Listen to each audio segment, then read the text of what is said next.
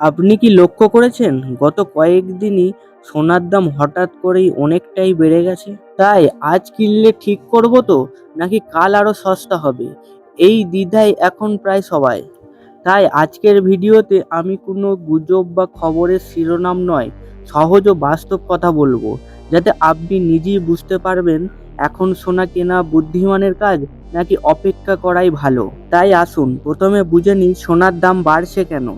১ নম্বর কারণ হলো যখন বিশ্ববাজারে দুশ্চিন্তা বাড়ে, যুদ্ধ বা বড় রাজনৈতিক সমস্যা বা অর্থনৈতিক টানাপোড়েন হয়, তখন মানুষ টাকার চেয়ে সোনার ওপর বেশি ভরসা করে।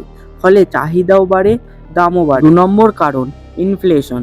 যখন জিনিসপত্রের দাম বাড়ে, টাকার ভ্যালু কমে যায়।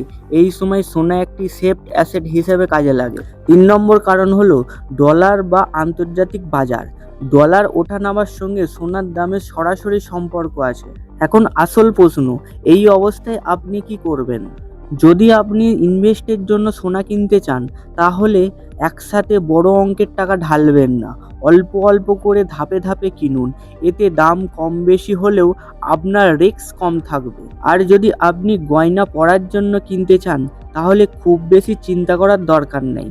দাম একটু বেশি হলেও আপনার প্রয়োজন অনুযায়ী কিনতে পারবেন।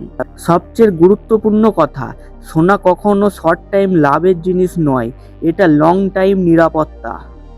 তাই ভয়ে তাড়াহুড়ো করবেন না, আবার ভয়ে একেবারে পিছিয়ে যাবেন না। আজকের ভিডিও থেকে যদি একটাই কথা মনে রাখেন, সেটি হলো বুঝে ও পরিকল্পনা করে কিনুন। এমন বাস্তব, সহজ আর কাজে লাগার মতো কথা জানতে সাবস্ক্রাইব করুন সোনার কথা।